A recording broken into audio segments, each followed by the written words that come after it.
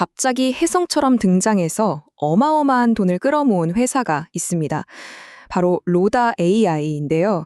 오늘 분석에서는 이 회사가 어떻게 미래의 노동시장에 17억 달러, 우리 돈으로 약 2조 원이 넘는 거대한 베팅을 이끌어냈는지 그 비밀을 한번 파헤쳐보겠습니다. 시작부터 정말 입이 떡 벌어지는데요. 이 숫자가 뭐냐면요. 로다 AI가 시리즈 A, 그러니까 첫 번째 정식 투자 라운드에서 유치한 금액입니다. 무려 4억 5천만 달러. 아니, 이제 막 스텔스 모드를 벗어난 스타트업이 받았다고 하기엔 이건 뭐 거의 전례가 없는 규모죠. 바로 이 지점에서 궁금증이 생기죠. 아니, 대체 왜 투자자들은 거의 아무도 들어본 적 없는 이 회사에 이렇게까지 큰 돈을 걸었을까요? 이게 바로 오늘 우리가 함께 풀어볼 미스터리입니다. 도대체 이 회사에 뭐가 실리콘밸리 최고 투자자들을 이렇게 열광하게 만들었는지, 자, 지금부터 한번 자세히 들여다보겠습니다. 자, 첫 번째 단서입니다. 로다 AI는 대체 어떻게 시작부터 17억 달러, 우리 돈으로 약 2조 3천억 원이라는 가치를 인정받을 수 있었을까요? 이 놀라운 숫자의 배경부터 한번 살펴보죠. 바로 이분들이 로다 AI 팀입니다. 펠로알토에 기반을 둔 회사인데요. 무려 18개월 동안, 그러니까 1년 반 동안이나 외부에는 아무것도 알리지 않고 비밀리에 기술을 개발해왔다고 해요. 근데 팀 구성을 보면 정말 입이 똑 벌어집니다. 스탠퍼드 AI 연구진의 생성형 모델 전문가, 그리고 소프트뱅크 로보틱스에서 온 엔지니어까지. 이건 뭐 그야말로 어벤져스급 드림팀이죠. 하지만 이 어마어마한 투자를 이끌어낸 가장 핵심적인 이유는 사실 팀보다도 딱 한 사람에게 있습니다. 바로 창업자의 그야말로 전설적인 성공 기록이죠. 자, 이제 이야기의 초점을 그에게로 한번 옮겨보겠습니다. 제그 딥싱의 이력 한번 보시죠. 정말 대단합니다. 90년대 통신 장비부터 시작해서 광학, 에너지, 그리고 AI까지 완전히 다른 딥테크 분야에서 5번이나 그것도 아주 크게 엑시스를 성공시켰습니다. 사실 이 슬라이드 하나만 봐도 투자자들이 왜 그를 믿고 돈을 쏟아 부었는지 바로 이해가 되죠. 그의 이름 자체가 그냥 성공 보증수표인 셈이니까요. 자, 그런데 이 슬라이드에서 정말 흥미로운 지점은 바로 그의 창업 철학입니다. 거대한 기술적 위험을 수용하되 시장 위험은 최소화한다. 이게 무슨 말이냐면요. 그는 항상 시장이 있다는 건 너무나 명확해서 논란의 여지가 없는 그런 거대한 시장을 먼저 찾고요. 그 안에서 가장 어렵고 아무나 못 푸는 기술적 문제에 도전한다는 겁니다. 그리고 이번에 그가 선택한 시장이 바로 로보틱스인 거죠. 그렇다면 제그 딥싱이 로다 AI를 통해서 풀려고 하는 그 거대한 시장 문제, 그게 과연 뭘까요? 바로 로보틱스 업계의 가장 큰 골칫거리, 일반화 격차라는 문제입니다. 지금 우리가 쓰는 로봇은요, 크게 두 종류라고 볼 수 있어요. 먼저 전통적인 산업용 로봇. 이건 정해진 작업 하나는 정말 완벽하게 하죠. 하지만 조금만 상황이 바뀌거나 부품이 달라지면 바로 멈춰버립니다. 반면에 최신 AI 로봇들은 좀 더 유연해 보이긴 하는데 막상 실제 공장처럼 정신없고 예측 불가능한 환경에 던져놓으면 제대로 일을 못하는 경우가 태반이죠. 그러니까 핵심은 바로 이겁니다. 일반화 격차. 이게 뭐냐면 로봇이 현실 세계의 변화무쌍함, 새로운 부품이 들어오거나 작업 공간이 바뀌는 그런 상황에 전혀 적응하지 못하는 근본적인 한계를 말하는 거예요. 로다 AI는요, 피지컬 AI 분야에서 가장 어렵고 또 가장 중요한 바로 이 문제를 풀기 위해 탄생한 회사입니다. 자, 그럼 로다 AI는 이 거대한 일반화 격차 문제를 대체 어떻게 해결하겠다는 걸까요? 이제 그들의 핵심 무기, 바로 퓨처비전 AI 모델을 한번 들여다보겠습니다. 이게 바로 로다의 독자적인 기술, DBA, 직접 비디오 행동 아키텍처입니다. 원리는 생각보다 간단해요. 먼저 로봇이 카메라로 주변을 쫙 봅니다.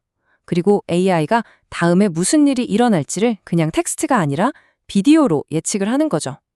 그 다음엔 그 예측된 비디오를 곧바로 로봇이 따라할 수 있는 명령어로 바꿔서 실행합니다. 그리고 이 모든 과정을 1초에 여러 번씩 수백 밀리초마다 반복하면서 실시간으로 자기 행동을 계속 수정해 나가는 거예요.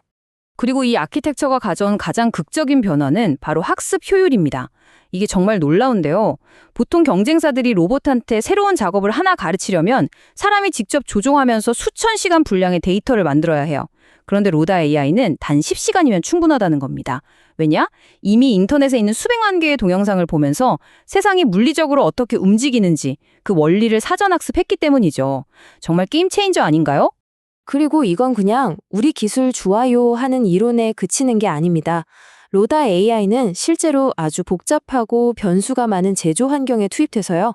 고객사가 제시한 성능 목표를 가뿐히 뛰어넘는 성과를 보여주면서 이미 자신들의 기술력을 확실하게 입증했습니다. 자, 이렇게 놀라운 기술, 이제 이게 얼마나 거대한 상업적 기회로 연결되는지 한번 봐야겠죠? 이 기술이 목표로 하는 시장의 규모를 한번 보시죠. 30조 달러. 네, 잘못 보신 게 아닙니다. 이게 바로 로다 AI가 바꾸려는 전 세계 수작업 노동시장의 규모입니다. 우리 돈으로 따지면 거의 4경 원에 가까운 정말 상상조차 하기 힘든 숫자죠. 이 거대한 시장의 비효율을 자신들의 기술로 해결하겠다는 겁니다.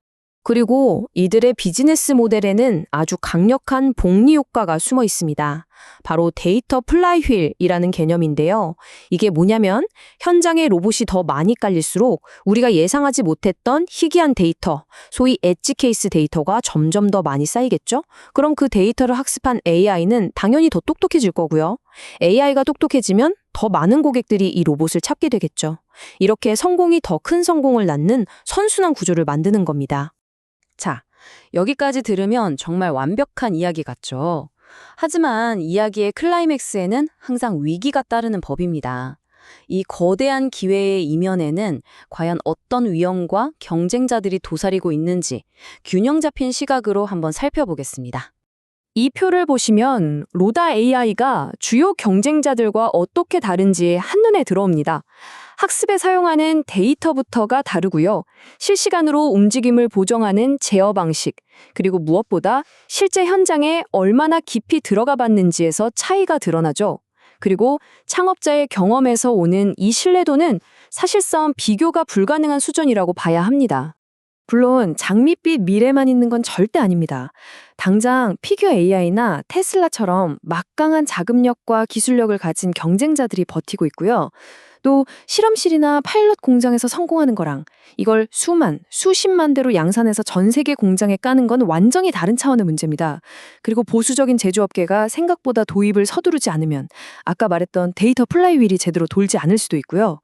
마지막으로 이미 2조 원이 넘는 기업 가치를 인정받았다는 거, 이거 자체가 엄청난 부담이죠. 그 가치를 증명해내야 하니까요. 이 모든 것을 관통하는 창업자 제그 딥싱의 비전입니다. 차세대 로보틱스는 세상이 어떻게 보이는지가 아니라 세상이 어떻게 움직이는지를 이해하는 모델을 요구합니다. 그러니까 로다 AI가 추구하는 건 단순히 사물을 인식하는 걸 넘어서서요. 이 물리 세계의 움직임, 그 자체의 원리를 이해하는 훨씬 더 근본적인 기술적 전환을 의미하는 겁니다. 자, 오늘 분석을 마무리하면서 마지막 질문을 하나 던져봅니다. 정말 만약에 로다 AI가 이 모든 도전을 이겨내고 성공한다면 우리는 단순히 또 하나의 새로운 로봇 회사의 등장을 보는 게 아니라 미래의 모든 물리적인 노동, 모든 움직이는 기계들을 구동하는 하나의 표준 지능, 거대한 운영체제의 탄생에 목격하고 있는 건지도 모릅니다. 여러분은 어떻게 생각하시나요?